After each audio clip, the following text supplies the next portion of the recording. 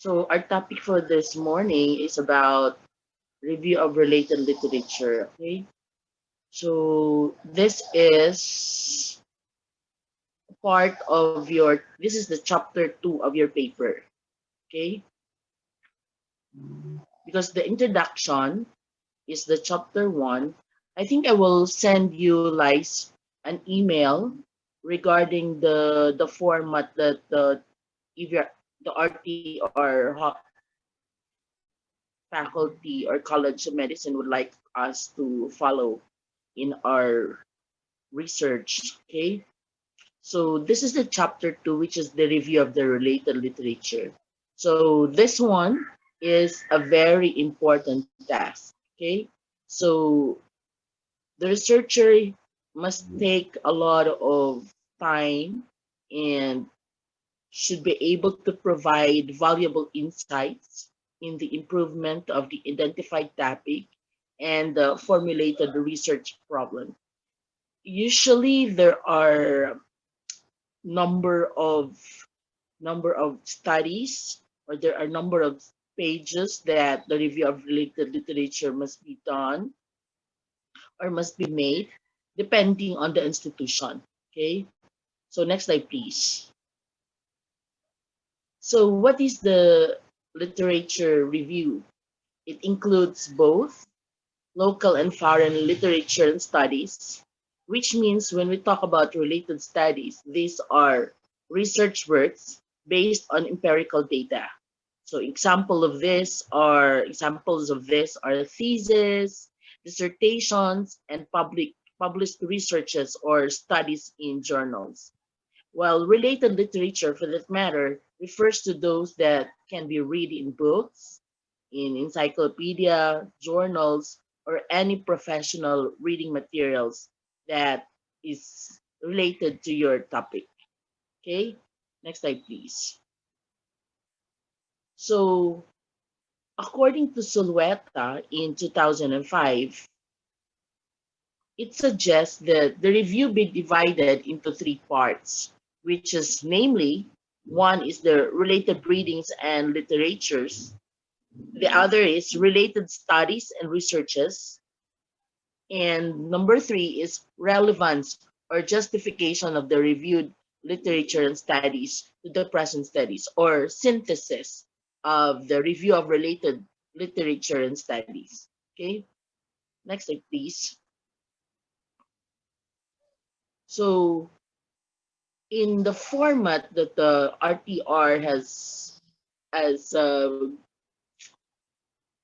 provided to us, it the review of related literature is into that three parts. Okay, so later when you make your review of related literature, these three parts must be identified. Okay,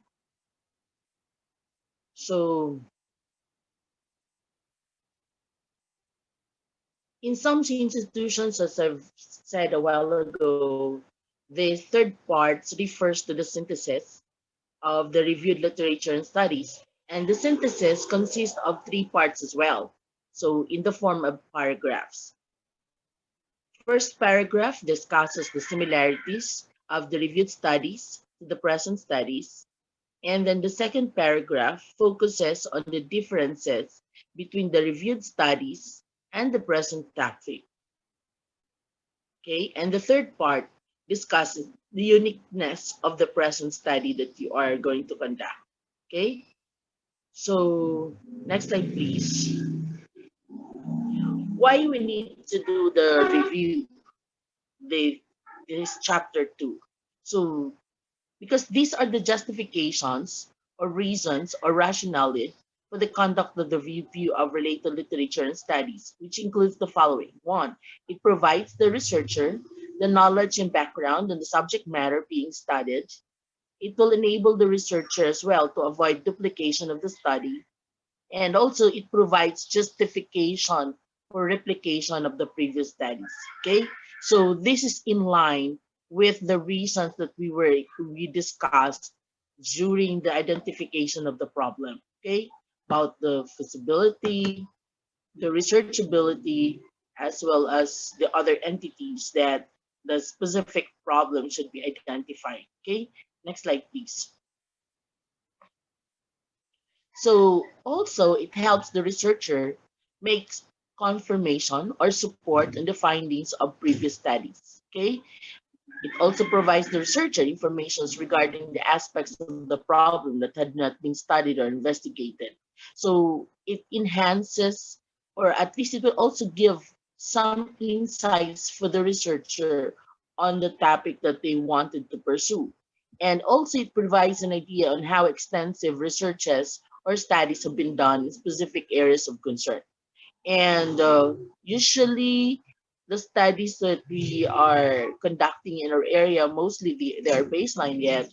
And if we want to look studies within, like in the national context, most likely only few of which could be identified. So, in the review of related literature, it's really important to gather information both internationally and locally for that matter. Next slide, please. So it also helps the researcher makes confirmation or support in the findings of the previous studies. Okay. Ah. It helps the researcher identify gaps in the knowledge. It also helps the researcher to develop the different parts of the study. So these include definition of terms, research design, and methodology, data gathering procedures and techniques, instrumentation, statistical analysis and tools, and also in style and form of report presentation. So in report and style and form of report presentation for scientific paper, we have what we call an INRAD.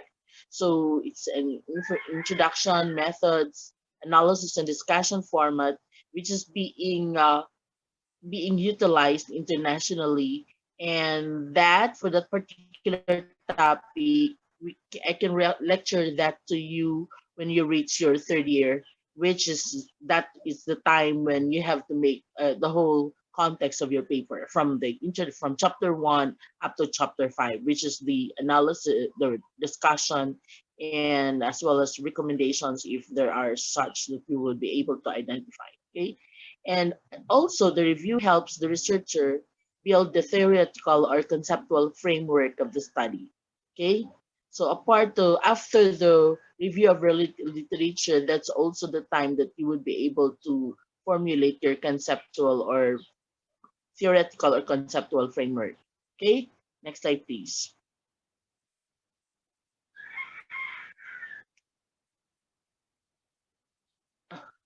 Another is it helps the researcher make improvement on the use of research methods and instruments like statistical tools and something techniques.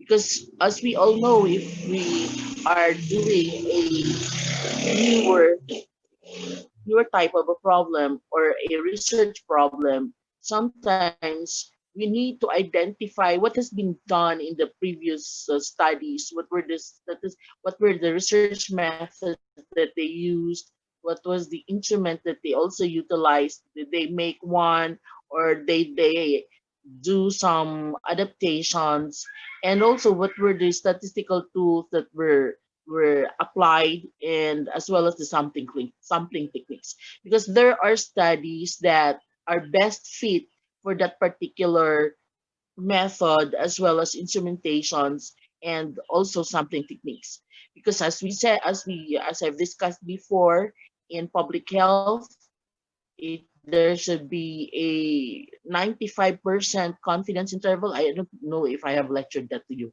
I think it's in another year. But whether, well, it's very important that we have to have a 95% confidence interval, which means we are more or less 95% sure that our study is correct. And for public health researches and studies, it's important to have that 95% confidence. Otherwise, if it's below 95%, then that has no public significance. And there should only be like 5% margin of error. So 95 plus 5, which is the p-value, the margin of error is only about 5%. Well, if in reality there's no perfection, so but the best method would be that would be best to describe or at least appropriate or approximate the reality in life is with 99% confidence, which means we are like 99% sure that the study is correct with only 1% margin of error. So later in your next year, we will be talking much more about that. And when we say when we talk about confidence interval, it has its own or a lot of connotation.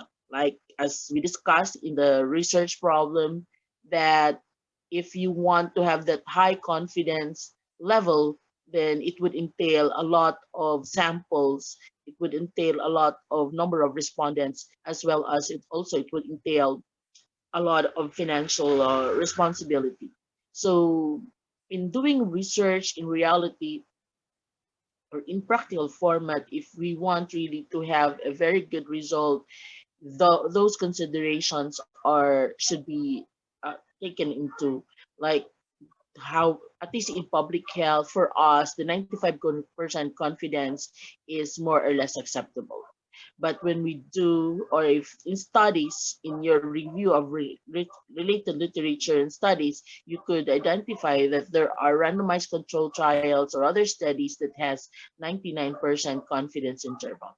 Because if experimental studies or experimental designs are to be performed, more or less the margin of error should be minimal. Okay, so again, the review of related literature also provides listing of possible sources of other relevant materials by making reference to the biographical informations provided by the previous researches. There are research problems that has limited number of information. So it's a skill also that if you were able to identify one document, you can look at that document, you can look at their references as well, or biographical information, so you can also check out their other informations regarding the topic. Okay, because it's one of the dilemma of researcher wherein only few studies are available. So one technique is to look into from that study that you are looking into, to look into their references as well, because more or less they have this similar studies to your research problem. Okay, next slide please. So what are the primary and secondary sources? For the primary sources in the literature, these are descriptions of research studies written by the original investigators or authors and frequently found in journal articles. So I just don't know on how, but most likely the Herdian, the other software for research studies, it really needs, I think we need to pay for it. But for some of this, you can look into the summary or the abstract of their article, so more or less you will have an idea. So still, these are very relevant informations that we can look into. Okay, next slide, please. On the other hand, when we talk about secondary sources, these are summaries or descriptions of research studies prepared by some people other than the original authors or investigators. And these secondary data or sources may provide valuable insights into the present study, but it is the regional or primary source that should be read to check the findings of the study and draw conclusions about a research study. So there's always an occurrence of misinterpretations about the information of the original author when we use the secondary data. So it's really important, or it's more likely best to have the primary sources. Next slide, please. So how should the review be done? So before the researcher gathers the relevant literature and studies, one must prepare an organized outline of the review. Okay? So the outline must be encompassing and does not necessarily require minimum or maximum number of pages for the discussion. Okay? Since this is just the outline yet. Okay? So of course, the outline must be based on the general and sub problems of the study in order to make it more encompassing. So it is sad to note that sometimes researchers, especially those who are new or neophytes in research undertaking, include some topics that are not within the boundary of the research topic. Because of the information diarrhea. It's like this is a good information. I think it's also some would think that this new information or new topics or addendum to the topic is good to be added on the review. So it's best to focus and to really look into what's relevant to the subject at hand. Okay. So therefore, in order to avoid such things, the researcher must focus his attention to the problem in outlining the review of related literature and studies. So from the research problem as well as or the general objectives as well as the specific objectives or specific problems. So you have to look into that entity and focus on those things. Okay. Next slide, please. So how should the review be presented? So related literature, separating the local from the foreign, and as well as the related studies, separated also the local from the foreign. So it can be also be observed that in some cases, the review of foreign literature and studies is presented ahead of the local, and yet the study is a local one. So usually in writing, in the write-up, it's better to have the foreign first and then discuss the foreign literature or as well the foreign informations or foreign studies and then tackle the local one even though it's a format, especially if we all know that foreign literature, foreign studies are more extensive and more that they have more informations when compared to the local data. Okay, so next slide please. Again, how should the review be presented? It should be in a chronological approach, which means it could be in a chronological approach, which means the reviewed literature and studies are presented according to the time they were written. That is, it follows the time sequencing or the topical approach. Okay, this is sometimes known as findings as theme approach. So wherein similar literature and studies are grouped together, it does not necessarily follow time sequencing. So it depends on how you want it. Okay. So it's an option for the researcher, okay, on how they would like to present it. So in the presentation of the reviewed literature and studies, so in the research report, it's the option of the researcher to choose from the three types of presentations. Okay, so although in the format that I will email to you later, it depends on the review of related literature. There was no format as to what type or how it should be presented, but but it should focus on the foreign and local, both in the both in the related literature as well as in the studies. So I think the suggested institutional format was not given. So it's your option on how you would like to present it. Okay, so either in chronological or in a topical approach, or it could be in a locality approach. Okay, so in the locality approach, again, sometimes it's called as country approach, wherein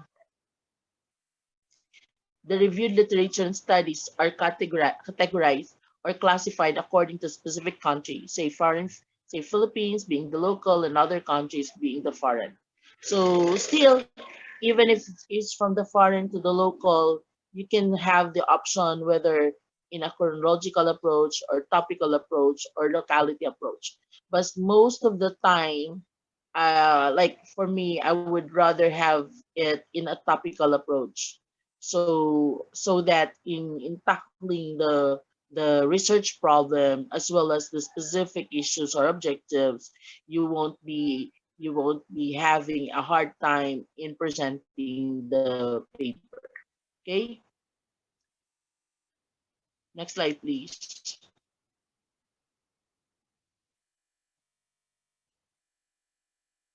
So, how should the outline of the review of related literature and studies be prepared? So, it is recommended that the outline be prepared in a deductive approach, which means it should be first the general idea of the research topic and proceed to the specifics. So, it's an inverted triangle from the general to the specific ideas. Okay, so if there are several general ideas to be all covered and subtopics need to be enumerated and an in-depth discussion is also needed, then so the researcher may opt to do so. So similar to your background, this is also in an inverted triangle format or deductive reasoning, so from the general down to the specific. Okay? So at least with that context, you won't be able to have difficulty on how you are going to discuss both the background as well as the review of related literature, but you have to do away of redundancy as well as repetition. So best again to avoid putting your back in the background your some of the studies or related studies and again repeat it on the review of related literatures and studies. So again, in this page, we have the outline of the review of literature, so the concept of mentoring, okay? So, for example, our topic is the concept of mentoring. So, mentoring skills. So, what are the skills, the modeling, the coaching, the information sharing, the skill sharing, opening doors, supporting risk. So, these are the topics which, with regards to the concept of mentoring. So, the outline of your research problem would be more or less of the same context with this one. Okay, so next slide, please.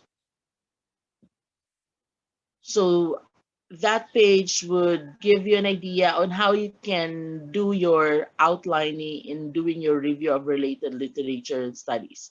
It's really most of the researchers are having a grueling time on going into the review of related literature, most likely because they don't have an idea that they can make an outline of such so that they won't have a difficulty in researching for the informations or other studies. Okay, so what is the synthesis of the review? As I've discussed a while ago, there are three parts for the review of related literatures. One is related literature, the other one is related studies, and the third one is the synthesis of the review. So basically, the synthesis is just the summary of the review of related literature and studies, and this includes the discussion on the similarities and differences of the previous researches as compared to the present study. So from the reviewed studies, it's only about related studies, rather not anymore the related literature. So from the reviewed studies, the researcher should mention at least two or three that are very similar to the present study. So similarly, two or three researchers or researches that are very different should be mentioned in the synthesis. So not all should be mentioned anymore in your synthesis, but those that you feel would support the similarity as well as the differences in your studies. So, in other words, synthesis should not appear as running bibliography, which means that every reviewed study will be mentioned again. Okay, so not anymore redundant, not to be repetitive or to be redundant. So, as a final discussion, the researcher presents the uniqueness of the present study as the similarities and differences have been established prior to discussion of the uniqueness. In fact, some people who don't have the idea yet on how to make the research paper, they will sometimes put the synthesis of the study or of the review in the significance of the study. Okay, so that is why in the significance of the study, you don't need to discuss a lot with regards to your study. Otherwise, you don't have any more, or you would be redundant if you write your review of related literature or in the synthesis of your studies. Also, in the significance of the study, we have to do away with discussing the specific objectives, and as well as the other things that would be included in the scope and the limitation of the study. Okay? So the uniqueness in the synthesis of the review refers to how the present study really differs from the previous researches. So what's unique about the study, the research problem, or the research that you are going to do? Okay, you have to mention that. The discussion on the similarities and differences may be focused on the methods of research, the statistical tools, the variables, as well as the respondents. Okay, so next slide, please. So these are the checklists for critiquing the literature review. One is, this is very, also you can do it on your at your end. The review should be comprehensive. It should be concise. Okay. The review flows logically from the purpose or purposes of the study. So it should be congruent. It should be logical from one entity to the other. It should flow, and all the sources are related to the topic of the study. Okay, so the sources are critically evaluated. So it's just okay if you will be able to identify a lot of studies and look into those things that are necessary or similar or different to your studies, and maybe later on you can pick them out, or again continue using them, or at least it's good if you have a lot of related literature and studies, so that in the process of elimination you will still have the cream of the crop. Okay, the review includes both current and classic resources. Usually for our school in the institution, it should be within 10 years, more not usually not more than 10 years. Or if the study is really that difficult to usually it's not more than 5 years. But if the study is less studied yet, then you can opt up to 10 years. Okay, so that's why it should be current, and it should be current sources. In most cases, paraphrases are used in order to avoid plagiarism. Because plagiarism in the doing research studies, there is a tool for that in order to identify for plagiarism. And as you all know, we could be sued for plagiarism. So it's really important to paraphrase, not to copy in toto the study that the format or the paragraph that you got from the original source. Okay, so oftentimes direct quotes are used, so in a active sentence and simple. So we have a code for that in writing. The review of related literature, it should be KISS, it should be keep it's short and simple. And the review presents supporting theory and research, And it shall also present references of primary sources as much as possible. And although the primary and secondary sources can be easily determined, but it's very much more useful if you can get primary sources.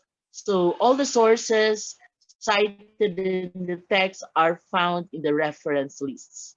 So it's important that those things, those people who made the studies or performed the study should be in the text. When you mention them, shall also be found in the reference list. And the reference list is free of errors, because definitely it will be hurting for those people who did the studies first. Okay, so Alexa, do we still have time for the second slide? No more. Last slide na po, Doc. I think there are two of